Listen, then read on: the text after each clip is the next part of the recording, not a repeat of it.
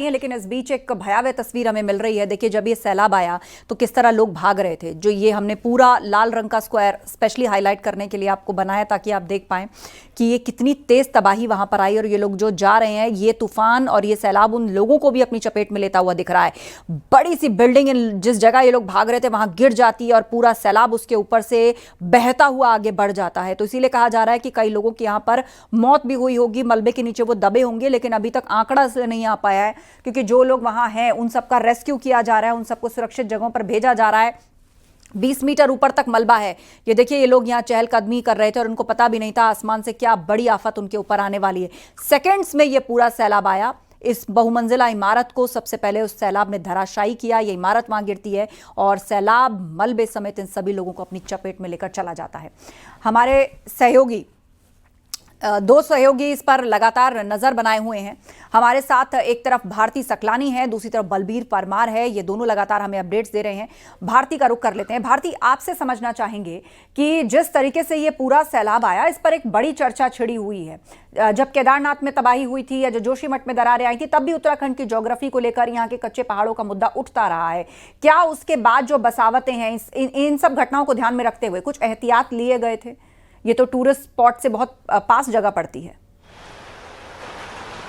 देखिए, पूरा उत्तराखंड को अगर हम समझे तो इसी तरह की भौगोलिक परिस्थिति वहां पर है। जब हल्की बारिश भी यहां पर होती है तो उस समय ही पहाड़ दरकने शुरू हो जाते हैं। जोशीमठ का किस्सा आपको याद होगा, जब हम लोगों ने लगातार वहां पर रिपोर्टिंग की थी। 15-20 दिन में वहां खुद मौजूद रही और उस वक्त भी ये मुद्दा वहां पर उठा था कि क्यों आखिरकार वहां पर दरार पड़ने लगी है। इस पर एक गहन चर्चा हुई, वाडिया की रिपोर्ट्स यहाँ पर आई और आज भी जब ये घटना यहाँ पर हुई है उसके बाद भी ये मुद्दा एक बार फिर से गर्म हो गया है कि आखिरकार क्या रीजंस हैं। लेकिन इस घटना के पीछे ये बताया जा रहा है कि बादल यहाँ पर फटा है और अमूमन ये माना जाता है कि जब एक पर्टिकुलर एरिया पर 100 mm तक बारिश होती है या 100 mm से ज्यादा बारिश होती है तो उस स्थिति में हम ये कहते हैं कि वहां पर बादल फटा है।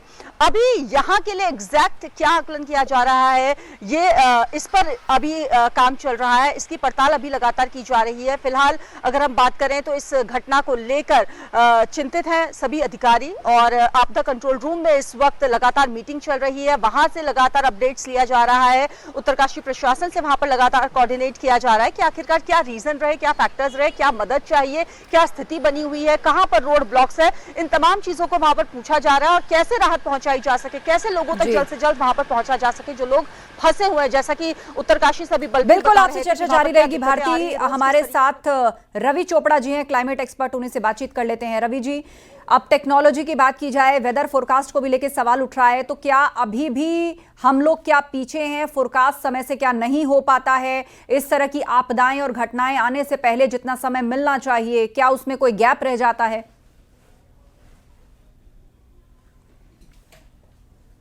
एरिया से थोड़ा बहुत परिचित हूं, लेकिन मैं अपने आप को क्लाइमेट एक्सपर्ट नहीं कहता हूं।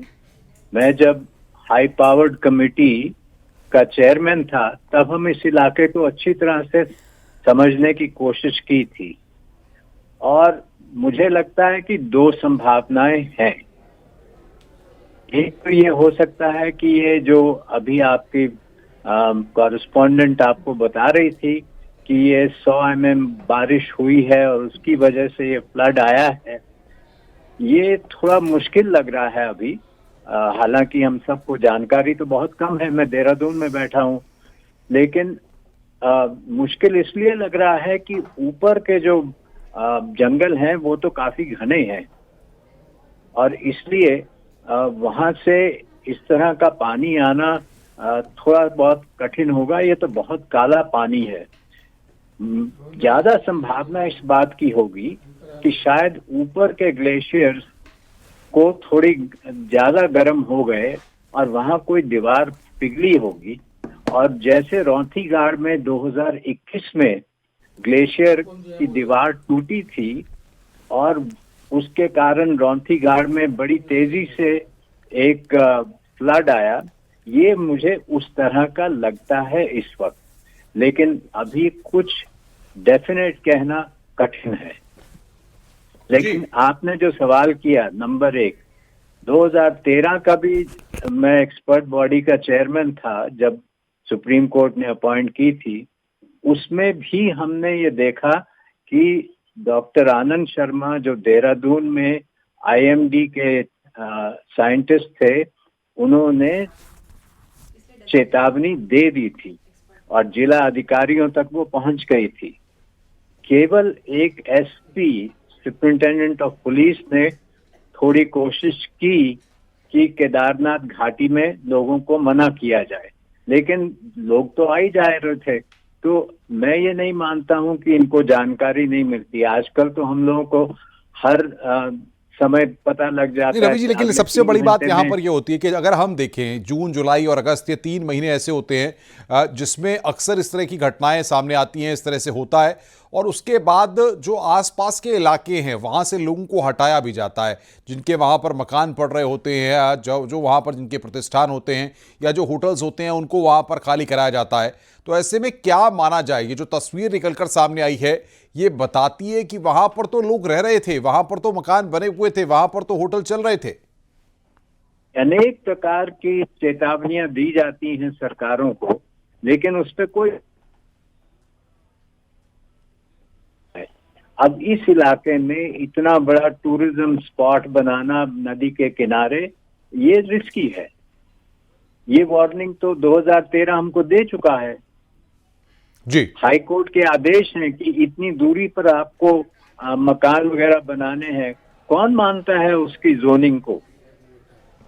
तो लगातार बहुत बहुत शुक्रिया आपका हमारे साथ बातचीत करने के लिए। आगे भी हम आपसे अपडेट और तमाम जानकारियां हासिल करेंगे। बहरहाल बड़े स्तर पर बैठकें यहां पर शुरू हो गई हैं इस पूरे घटना के बाद। ये बड़ी खबर यहां पर हम आपको बता रहे हैं, सैलाब के बाद किस तरीके से तबाही हुई है। कई घर और होटल वहां पर तबाह हुए हैं। ये तस्वीर आप देख रहे हैं जो लगातार हम आपकी स्क्रीन पर दिखा रहे हैं। सरकार के स्तर पर बैठकें यहां पर शुरू हो गई हैं, किस तरीके से वहां पर रेस्क्यू करना है, क्या प्लानिंग है। और यहां पर देखिए जो तस्वीर दिखाई जा रही है वो बिफोर और आफ्टर, पहले क्या तस्वीर थी और अब क्या तस्वीर है, दोनों तस्वीरों का आकलन वहां पर अधिकारी कर रहे हैं। पुलिस और प्रशासनिक अधिकारी लगातार स्थिति पर नजर बनाए हुए हैं कि किस तरह की स्थिति वहां पर है, किस तरह से वहां पर रेस्क्यू ऑपरेशन चलाया जा रहा है और किस तरीके से लगातार जो तमाम फोर्सेस हैं, एनडीआरएफ, एसडीआरएफ, उनका डिप्लॉयमेंट करके वहां पर जो है लोगों को इवैक्यूएट किया जाएगा, वो सारी प्लानिंग यहां पर की जा रही है। 20 मीटर ऊंचाई तक मलबा वहां पर फैला हुआ है। कई लोगों के मलबे में फंसे होने की आशंका जताई जा रही है। धराली में 8 से 10 होटलों के तबाह होने की भी फिलहाल अभी सूचना मिल रही है, लेकिन ये तस्वीरें हम आपको मैप के जरिए बताने की कोशिश कर रहे हैं कि